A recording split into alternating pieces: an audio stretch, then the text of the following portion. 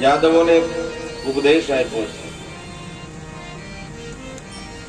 નાહમ હાલાહલમ મન્યે વિષમ યસ્ય પ્રતિક્રિયા બ્રહ્મસ્વં હિ વિષમ પ્રોક્તં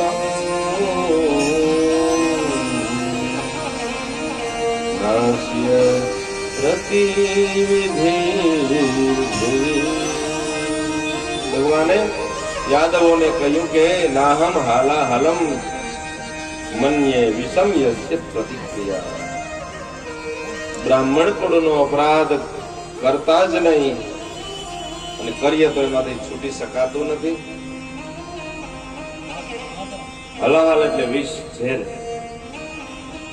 ઝેર પીવે તો માણસ એકલો મળે, પણ આવો અપરાધ કરે તો છૂટી શકાય. બલદેવજીનો વ્રજ વિહાર બતાવ્યો છે, પુંડરકનો મોક્ષ કર્યો છે, દ્વિવિધ વાનરને માર્યો છે. એક વખતે ભગવાનની દિનચર્યાનું વર્ણન કર્યું છે વ્યાસજીએ. ભગવાન બ્રહ્મ મુહૂર્તમાં જાગે,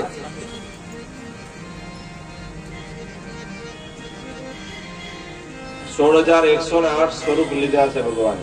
દરેક મહેલમાં દરેક રાણીની સાથે ભગવાન રહે છે. પહેલા વહેલા સ્નાન સંધ્યા કરે છે, અગ્નિહોત્ર છે, રોજ આહુતિ આપે છે. જેને આપણે બ્રહ્મ કહીએ, ભગવાન કહીએ, એ ભગવાન જાગીને પહેલા વહેલા બ્રહ્મ તત્વનું ધ્યાન કરે છે.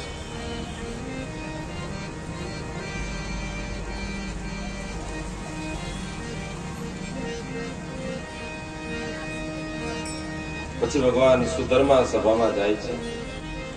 ત્યાં બે દૂત આવ્યા છે. એક દૂત આવ્યો છે જરાસંધ રાજાને ત્યાંથી, અને એક આવ્યા છે નારદજી. જરાસંધે 20,800 રાજાઓને કેદ કર્યા છે. એક યજ્ઞ કરવાનો હતો એટલે રાજાઓને કેદ કર્યા છે. રાજાઓએ સંદેશો મોકલ્યો ભગવાનને કે અમને આમાંથી મુક્ત કરો, આ અમારું મૃત્યુ આના દ્વારા થવાનું છે, માટે કૃપા કરો, અમને બચાવો. અને નારદજી આવ્યા છે. બાજુમાં ઉદ્ધવજી બેઠા ને. ભગવાને ઉદ્ધવજીની સલાહ લીધી. જીવનમાં કોઈ એવું વ્યક્તિ રાખવું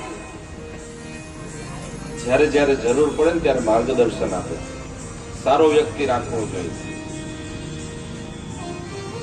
ઉદ્ધવજીને પૂછ્યું, નારદજી આવ્યા છે શા માટે? તો કે પાંડવોને રાજસૂય યજ્ઞ કરવો છે.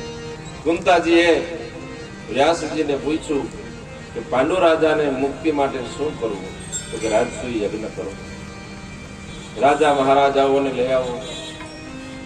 કોઈ કેદ ન હોવું જોઈએ. કોઈ પિંજરામાં પક્ષી પણ બંધાયેલું ન હોવું જોઈએ.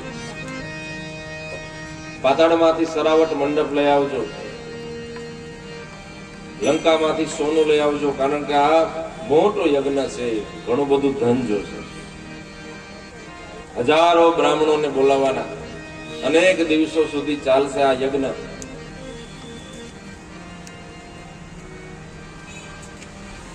અને એ યજ્ઞ પૂર્ણ થાય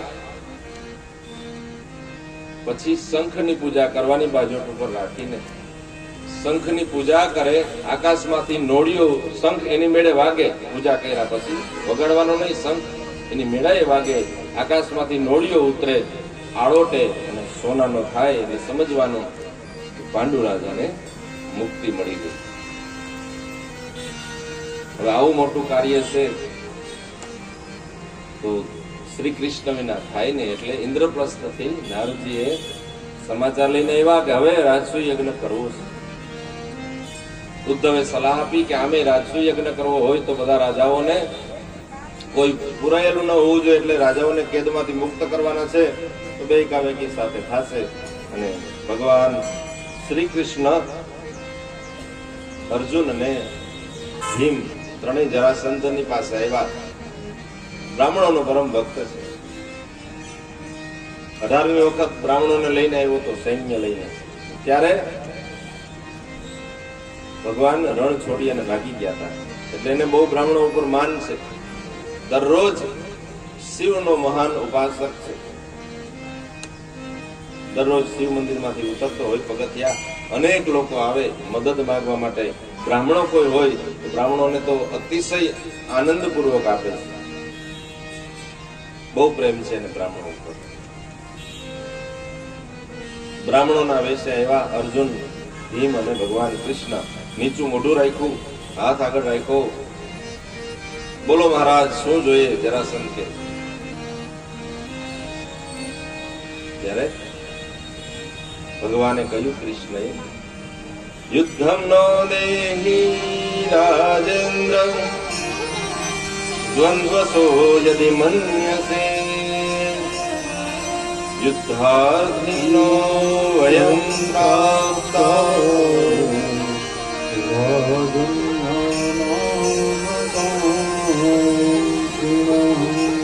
અમારે યુદ્ધ જોઈએ. જરાસંધ કે બ્રાહ્મણો કોઈ દિવસ યુદ્ધ કરે નહીં, માગે નહીં. બોલો કોણ છો તમે? પછી પોતાની ઓળખાણ આપી કે આ ભીમ છે, આ અર્જુન છે.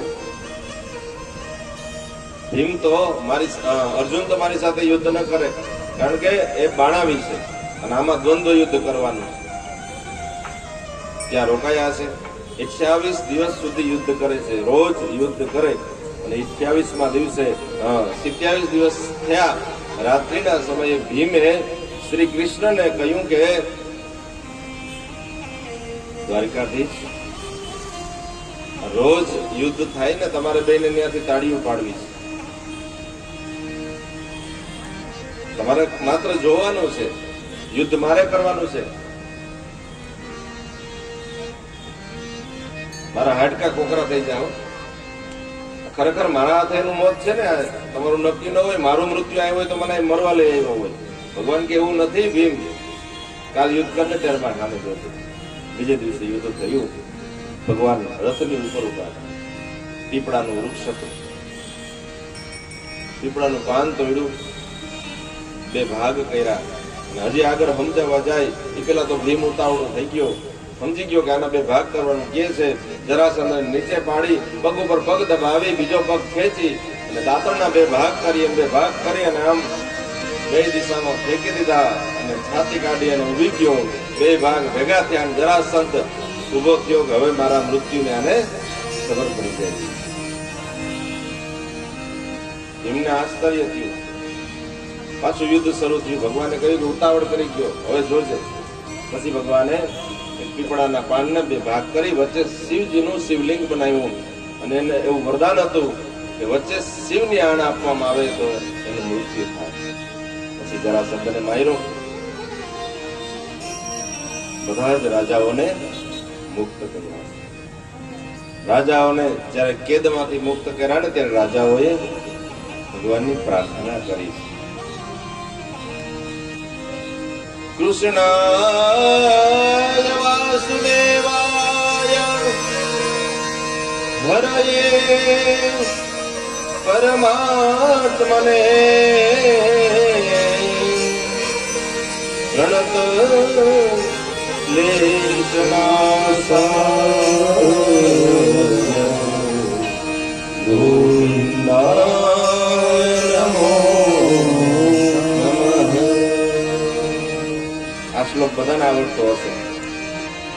ના આવડતો હોય તો પાકો કરી લેવો. આ રાજાઓએ સ્તુતિ કરી છે ભગવાનની. કૃષ્ણાય વાસુદેવાય હરયે પરમાત્મને પ્રણત. પ્રણત ને પ્રણત ક્લેશ. પ્રણત એટલે પ્રણામ કરવા માત્રથી આપણા ક્લેશનો નાશ કરે. એવા ભગવાન ગોવિંદને અમે નમસ્કાર કરીએ છીએ. રાજાઓની ઉપર કૃપા કરી. રાજસૂય યજ્ઞ પ્રારંભ કરવો છે. મોટું કામ કરવું ને એટલે કામ વેચવા પડે. ભીમને રસોડું સોંપ્યું. રસોડામાં ઉદાર માણસ જોઈએ, લોભી માણસ ના. રસોઈયો એમ પૂછે કે 2 મણ દાળ ઓરું, 2 નહીં 5 મણ ઓરું. આપણા જેવા કોઈ હોય તો 2 ને 1 મણ ઓર કે ઘટશે તો પાણી નાખી દેજે દાળમાં. ભીમ 5 મણ ઓરાવે અને વધશે તો ભીમ કે હું કેવો છું. ભીમને રસોડામાં રાખ્યો. નકુલ મહેમાન સાચવે છે. દ્રૌપદી બધાને પોતાના હાથે પીરસે છે. અને ખજાનો દુર્યોધનને આપ્યો. દુર્યોધનના હાથમાં એવું પદ્મ છે કે એ ખજાનામાંથી 100 સોના મોર કાઢે. એ દુર્યોધનને ખબર નથી પદ્મની, ભગવાનને ખબર છે. 100 સોના મોહર ખજાનામાંથી કાઢે તો અંદર 200 થઈ જાય, ડબલ થઈ જાય. દુર્યોધનને ખબર નહોતી એટલે શત્રુને રાખ્યો. શત્રુને એમ હોય ને કે આનું ધન જલ્દી પૂરું થાય, યજ્ઞ અધૂરો રહે અને આની આબરૂ જાય. પણ ભગવાન આવું થવા ન દે એટલે દુર્યોધનને ખજાનો સોંપ્યો. બધાને કામની વહેંચણી થઈ. યુધિષ્ઠિર પૂજામાં બેસવાના હતા. ભીમે કહ્યું કે તમારે બધાને ઓર્ડર જ કરવાના છે, તમારે કઈ કામ કરવાનું નથી. કૃષ્ણ કે તમે જે કહો એ હું કામ કરીશ. એમાં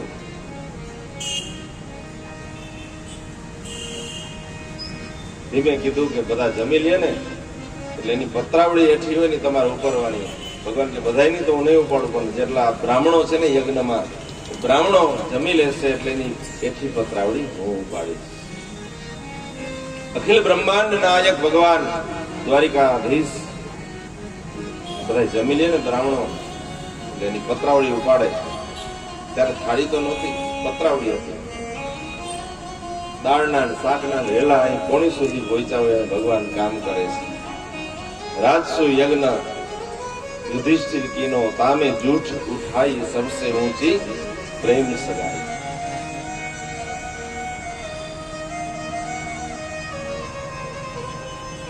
યજ્ઞ પૂર્ણ થયો. શંખની પૂજા કરી. શંખ એની મેળાએ વાગ્યો. આકાશમાંથી નોળિયો ઉતરો. આડોઈટો પણ અડધો સોનાનો થયો, અડધો ન થયો. ત્યારે પૂછવામાં આવ્યું કે આવું કેમ થયું? ત્યારે વ્યાસજીએ કહ્યું કે આ આપણા યજ્ઞમાં કોઈ ભૂખો છે, એને જમવાની ઈચ્છા હતી, જમવા આવ્યો છે પણ જમ્યો નથી, જાઓ એને ગોતો. ત્યારે ખબર પડી કે એ યજ્ઞમાં એક ચાંડાલ આવ્યો હતો. સંકોચ થયો એટલે જમ્યો નહીં અને ભૂખો હતો, જમવું હતું. પણ યજ્ઞશાળા જે હતી એની દિવાલની પાછળ દૂર જઈ અને બેઠો હતો. દ્રૌપદીજી પોતે જમવાનું લઈને ગયા અને ચાંડાલને જમાડ્યો છે. ચાંડાલને જમાડ્યો, એના આશીર્વાદ લીધા અને પછી પાછા આવ્યા. શંખની પૂજા કરી, એની મેળાએ વાગ્યો. આકાશમાંથી નોળિયો ઉતરો, આળોઈટો અને સોનાનો થઈ ગયો. કુંતાજીએ કહ્યું કે કૃષ્ણ ધન્ય છે, તારી કૃપા વિના અમે આ કાર્ય ન કરી શકીએ. સભામાં પેલી પૂજા કરવાની હતી. શિશુપાલે 100 અપરાધ કર્યા અને ભગવાને એનું ધડથી મસ્તક અલગ થઈ ગયું. રાજસુ યજ્ઞ ભગવાનના એની દેખરેખ હેઠળ થયો. મૈદાનોની સભામાં દુર્યોધને પોતાના વસ્ત્ર ઊંચા કર્યા. પાણી હોય ત્યાં જમીન દેખાય, જમીન હોય ત્યાં પાણી દેખાય. દ્રૌપદી અટારીમાંથી બોલ્યા, અંધસ્ય સૂત અંધ એવ જાતઃ. આંધળાના તો આંધળા જ હોય. અને બસ એક જ વાક્ય સ્ત્રી પાત્રનું મહાભારતના બીજ રોકાઈ ગયા છે.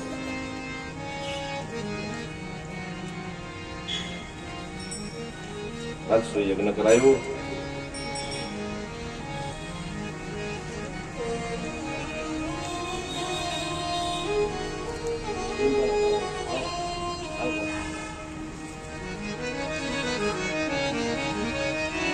રાજા પરીક્ષિતે પ્રશ્ન કર્યો સુખદેવજી મહારાજને, મહારાજ મેં એવું સાંભળ્યું છે કે ભગવાનનો પરમ મિત્ર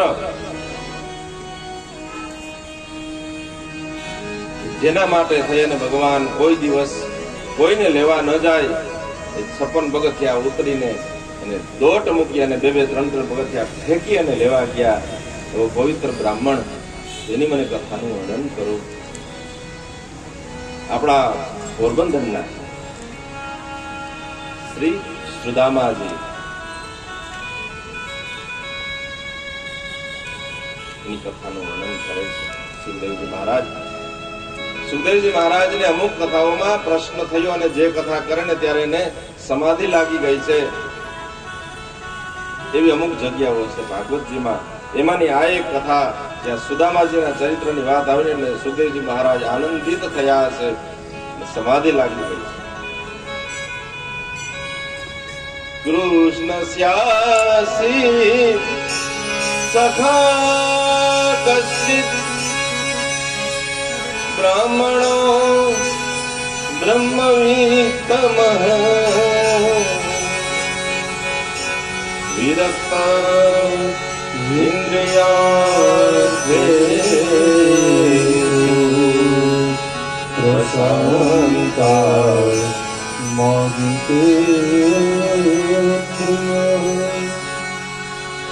આનંદિત થયા છે સુખદેવજી મહારાજ. ભગવાનના પરમ મિત્ર છે શ્રી સુદામાજી. આપણું ગૌરવ કે જેના નગરમાં આપણે વસવાટ કરીએ છીએ.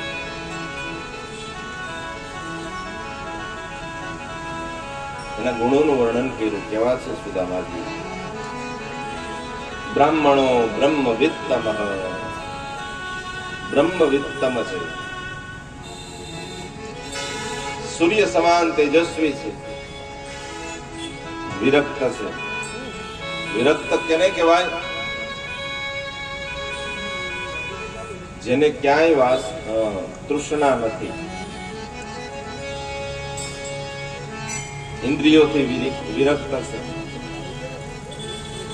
એની ઇન્દ્રિયો એને બ્રહ્મ તત્વમાં સ્થિર કરીને રાખે છે. પ્રશાંતાત્મા, શાંત નહીં પ્રશાંત શબ્દનો ઉપયોગ કર્યો છે સુદામાજી માટે. કવિ વિશ્વાસ ખંભાળિયાના બ્રાહ્મણ. આ કથા મુકેશભાઈ અત્રી બહુ સારી રીતે કરતા. એની આ રચના છે. ઝર ઝર ઝૂંપડી ઝૂંપડી કાયા, રંગ જીવનની ઘેરી છાયા, જીર્ણ વસ્ત્રથી તન આચ્છાદિત, બ્રહ્મ તેજ પ્રસરે સુદામા. જર્જર ઝૂંપડી, ગરીબાઈ છે.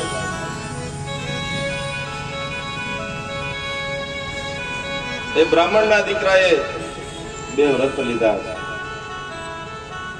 કોઈની પાસે હું લાંબો હાથ નહીં કરું કોઈ દિવસ, અયાચક, કોઈ દિવસ ભેગું નહીં કરું, અપરિગ્રહ.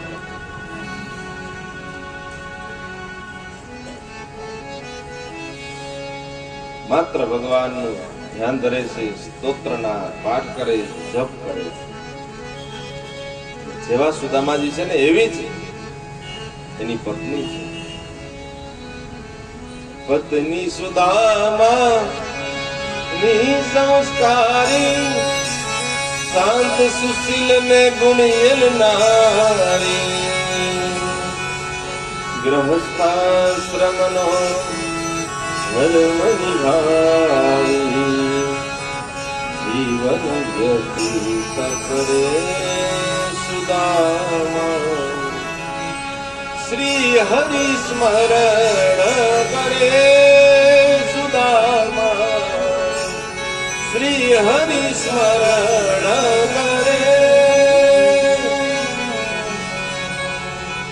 શ્રી હરિ સ્મરણ કરે. બ્રાહ્મણના દીકરાએ નક્કી કર્યું કોઈ દિવસ લાંબો હાથ નહીં કરું કોઈ દિવસ.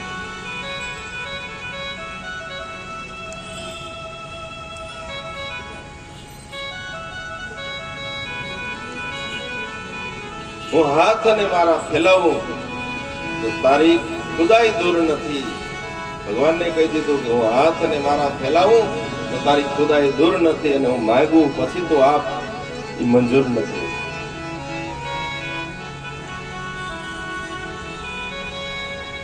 પોતે ઉપવાસ કર્યા, બે માણસે ઉપવાસો કર્યા છે.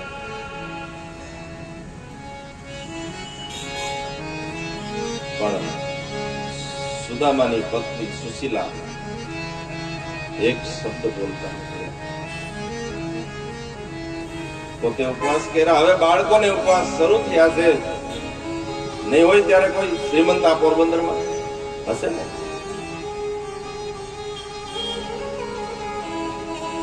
કોઈ આવીને પૂછ્યું નતું કે તમારા ઘરમાં તકલીફ નથી ને કઈ?